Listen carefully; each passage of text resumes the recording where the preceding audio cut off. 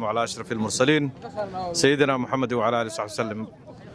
waxaa iga horeeyay warka wasiirkii wafdiga hogaaminayay wasiirka arrimaha gudaha federaalka dib u heshiisiinta Cali Xoosh, laakiin kelmad yar haddaan dhaho runtii sharaf weyn bay noo tahay markii labaad aniga inaan imaado caasimadda dowlad goboleedka waqooyi bari Laascaanood oo markaan ay ka duwan tahay dhadhanka iyo caraftu ay ka duwan tahay tii hore kana macaan tahay.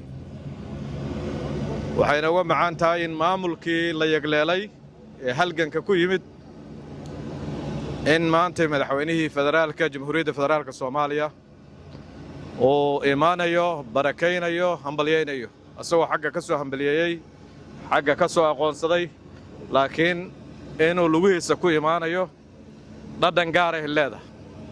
dadka dowlad goboleedkaana macna gaar ah ugu samaysan tahay, Soomaalina macna u leedahay. dadka deegaankan waxba laga buuxiyay, madaxweynaha ma soo socdo wixii saas waaye, dacayad badan baa faaftay. madaxweynaha waa kaas imaanaya horta taasi ku baabaatay. dadka Soomaaliyeed iyo adduunkana fariintay u diraysa waxay tahay in mashruucii go'aan-goosadka lagu soo gabagabeeyay halkaan oo lagu aasay, haddana loo imaanayo in adduunka la tusiyo waxa halkaan ka jira oo kooxda go'aan-goosadka ay wadaan iyo Netanyahu inaysan waxba ka jirin. dhulkii la isku dhihi jiray British protectorate Somaliland ama magacaasna inaastaas lahaa yaan dhex taagannahay. saakaan soo qoray hadal yar oo xoogaa dadka wareeriyay. fariintaasi meel kale ku wajahnayd waxaan ula jeednay anaa wacdaynaya waxaan ula jeednay adduunkana u sheegayna ardu Soomaal wax la yiraahdo hadda ma jirto.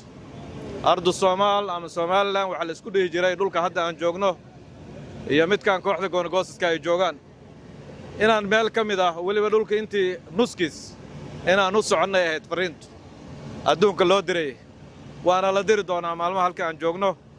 waxaan marka ay leedahay dhadhanka ay leedahay waxay tahay meeshan waa buundada midnimada, waa saldhigga midnimada Soomaaliya.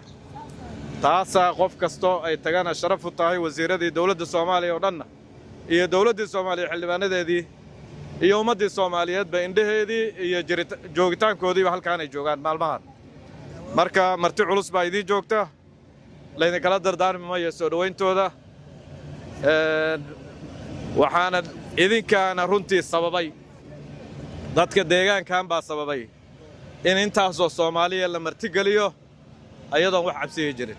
cid laga cabsanaya Ilaahay baa laga cabsanaya kaliya. marka aad iyo aad baan u mahadsantihiin. anigana waxay ii tahay sharaf gaar ah. bilowgii baan la soo bilaabay, ninba meel buu kala soo qabsaday. bilowgii baan wax ku lahaa. waa mahadsantihiin.